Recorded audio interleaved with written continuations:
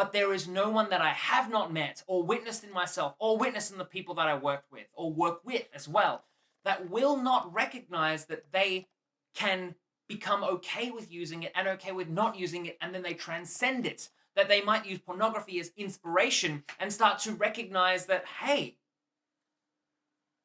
I'm just afraid to be alone.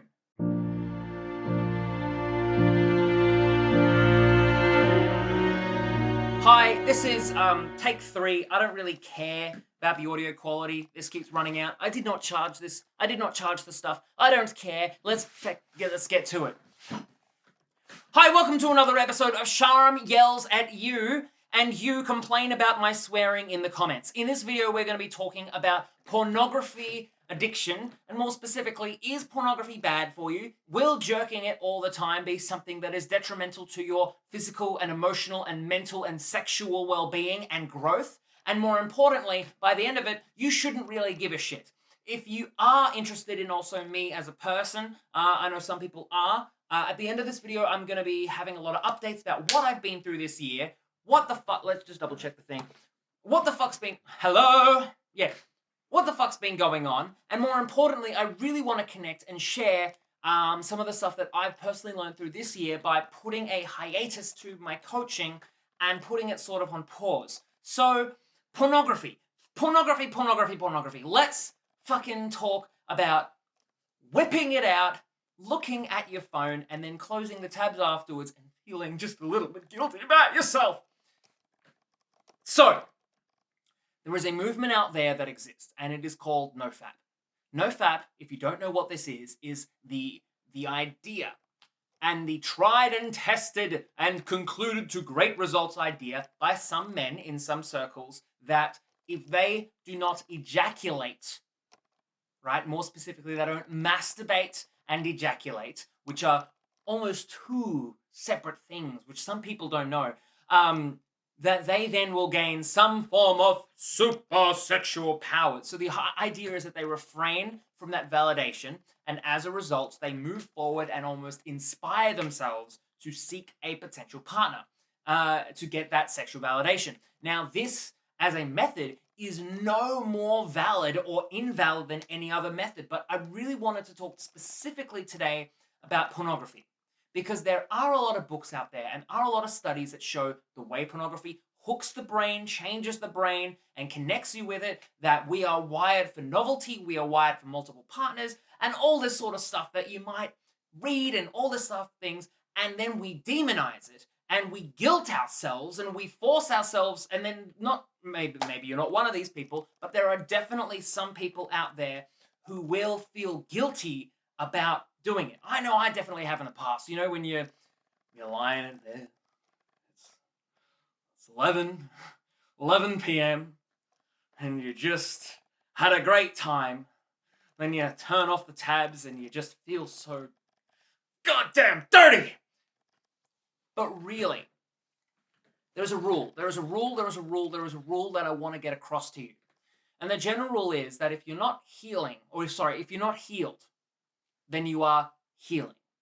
And so if you are not healed, or you do not know how to heal yourself through whatever tools you create, whether you work with me, you do whatever I do, or you figure it out on your own, it doesn't fucking matter as long as you do it. What happens is that almost everything you do will be somewhat of a healing tool, right? So we have these emotions. We have these things that are inside us we can call suppressed emotions. Now, these suppressed emotions will sometimes work in our favor and sometimes not work in our favor. If you've ever had a time where you felt like you wanted to do something but done another thing, I can fucking almost guarantee, that it is because of a suppressed emotion. For example, you don't want to eat the cake, right? You don't want to eat the cake. Some people have completely fine. You might not relate to this, or you might. I don't know. This is a fucking YouTube video, but which I connect with you personally through. You don't want to eat the cake. You deem to yourself that the cake will make you feel bad because you'll maybe get fat, or you have all of these associated ideas to eating the cake. But what do? You eat the goddamn cake. Why? Because of suppressed goddamn emotions. It might be that there is guilt around the cake. It might be that you feel bad in the moment. Regardless of the situation, the cake is almost seen. And I want you to see things that you don't like, patterns and behaviors, things that we demonize as tools to explore the self. Tools to explore the self, right? How does cake and pornography relate? You'll see in a second if you haven't already seen so. So we could say that cake, right? If you are feeling guilt around eating the cake, there might be a time where someone shamed you and you decided to keep shaming yourself. You know, I'm not the fucking first person on the planet to say that there are suppressed emotions. I'm not. Like, I wish I was. I'd be a fucking millionaire, but I'm not. What I am going to say, though, is that it's worth recognizing these things, worth witnessing the almost insanity of our mind, because only then, through then, we can heal ourselves. Now, I have my particular method, which I'm going to be talking a little bit more about here, and if we ever work together, you'll fucking learn this with hell on fire! But it's just really important, for example, with cake or pornography, that they themselves are not the devil, right? And it's not even the reasons why we use it, that there is no demons but what we create, no enemies that what we deem that this is bad, because we feel uncomfortable with our own existence, so we want to change it. So we do not feel comfortable with our patterns and behaviors, wishing we want to be something else, that we want to grow, that we want to become, we want to develop into something else, not recognizing that we are subtly putting ourselves down the entire way. You know, there is the idea that you will see on the internet that says, love yourself first, or you are enough. But then we go to these things that we try and do self-improvement because we don't believe we are enough. And as a result, we go down that fucking rabbit hole. Those who are healed do not necessarily care. It does not matter to them if it's an inner thing or an outer thing. It does not matter to them if they are enough or not. They transcend, they transgress, they move beyond. So when it comes to, say, for example, pornography, when you're alone, about to jerk it, both male and female, I've deemed that jerking it is a non-gendered term, that it is worth looking at the insanity of your mind to not only witness yourself enjoying the pleasure, because that's why you're there. Looking at naked people smashing bits brings you pleasure. And to deny that, to say that pornography is the enemy, is to deny one's pleasure. And if you are all about denying your pleasure, then by all means go ahead. But if you are then going to say that if you are to deny one's pleasure, you are training yourself to go forth and deny pleasures in other ways, including that of self-esteem, which I would argue is very pleasurable. Instead, recognizing that, okay, you're on your phone, looking at gangbang number 37. And you say to yourself, this isn't so bad. You recognize it. You enjoy it. You love that you enjoy it. You appreciate that you enjoy it, and you love their emotions. That maybe you then, in that moment, you have a moment of clarity, lucidity. You let go of something, and you witness that you wished you were that person. Or you witness that you just don't feel like you have enough experience. Or you witness that you just got goddamn mummy issues. And the people mashing parts is the way that you explore that. That it is a safe place.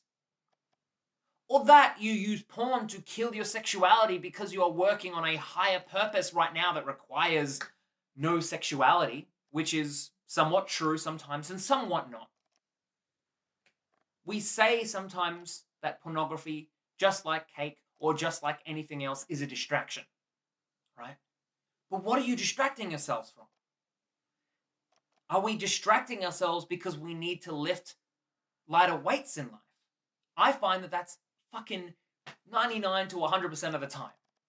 That, like, if you are to go to the gym, for example, and lift some weights, and those weights are too goddamn heavy, you hurt yourself.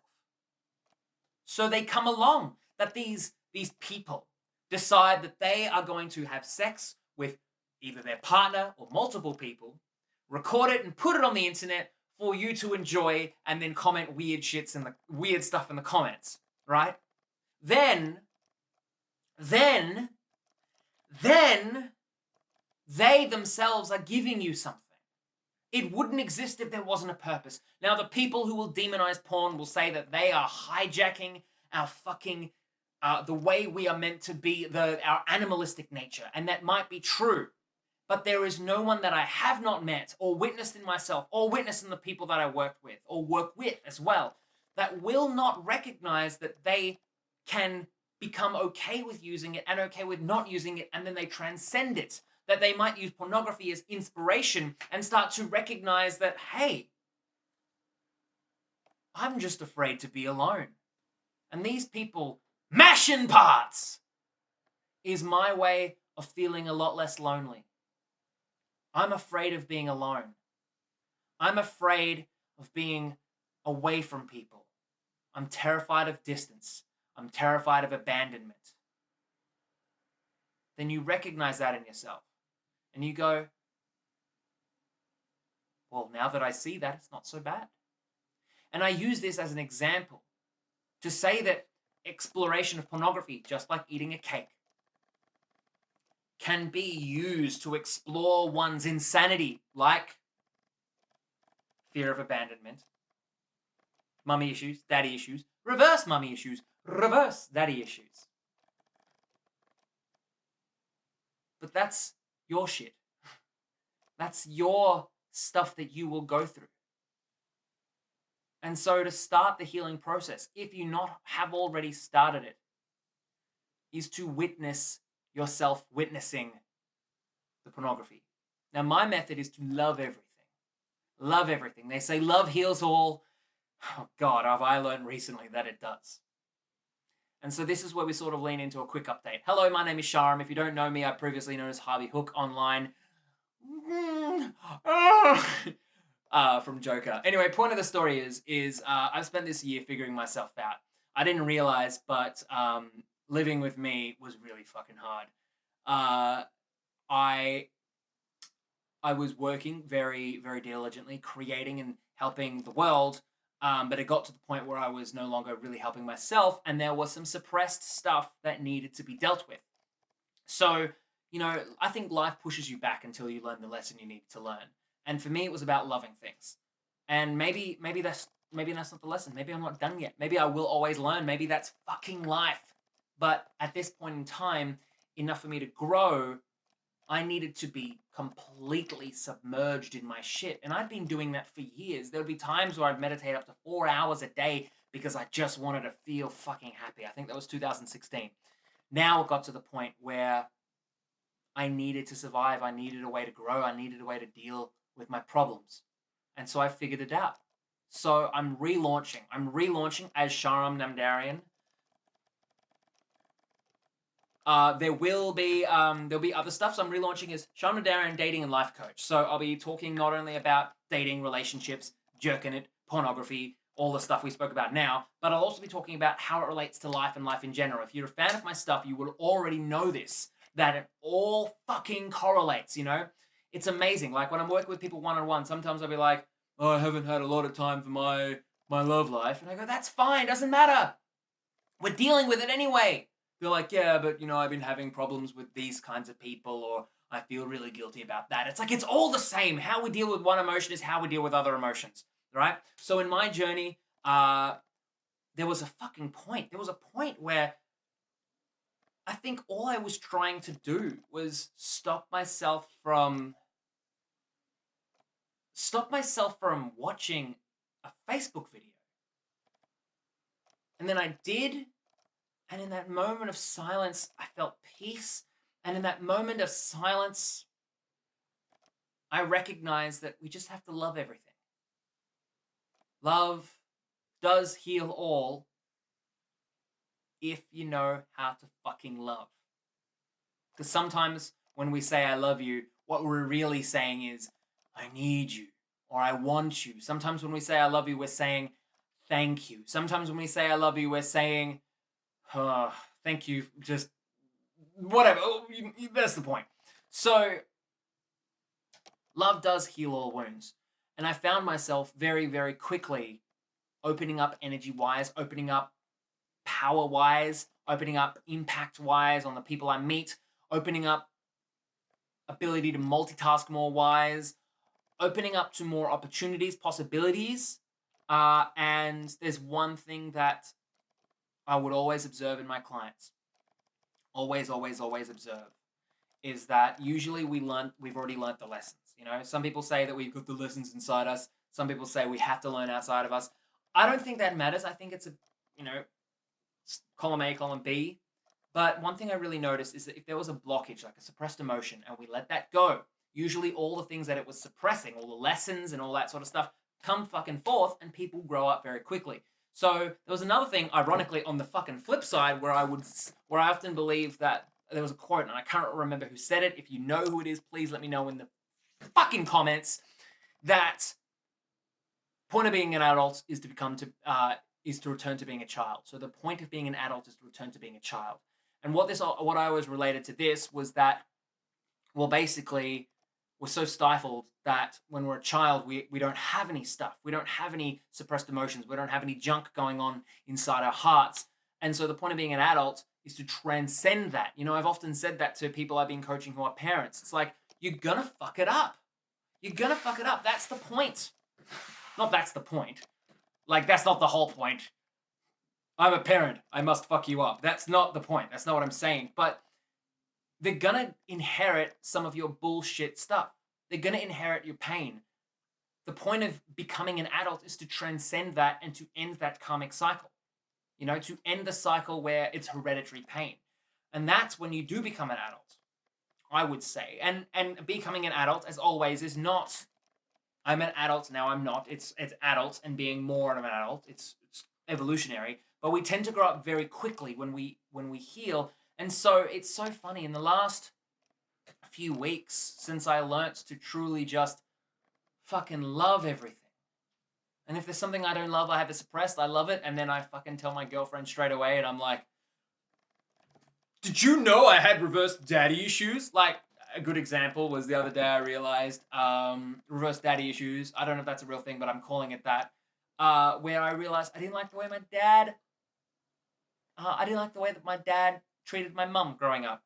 So I wanted to be a better man so I could be the dad. Reverse mummy issues, not reverse daddy issues. It's like I wanted to be a father to be better for my mother. But that's not my role. So coming forth, there'll be more podcasts. I'll probably post the podcasts here. The podcasts are also available on the Honest Modern Dating podcast. Please subscribe now. You can see my fucking descent into madness as I slowly wanted to quit the industry. I'll be rebranding that. Don't know what yet. But it'll probably be called there's going to be a new website, which the URL will be. And I'll be renaming this channel. The channel will probably be called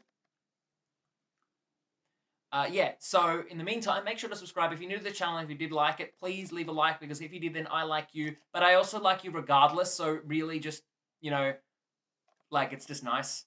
Leave a like if you think that this is how you think of life. And make sure to subscribe, because there's more stuff coming. And if you liked this video, you're going to like what's coming forth. And if you didn't like this video, you probably won't like what's coming forth. Let's be honest. But you are amazing. You are fantastic. Fucking be you. And because you can't be anyone else, right?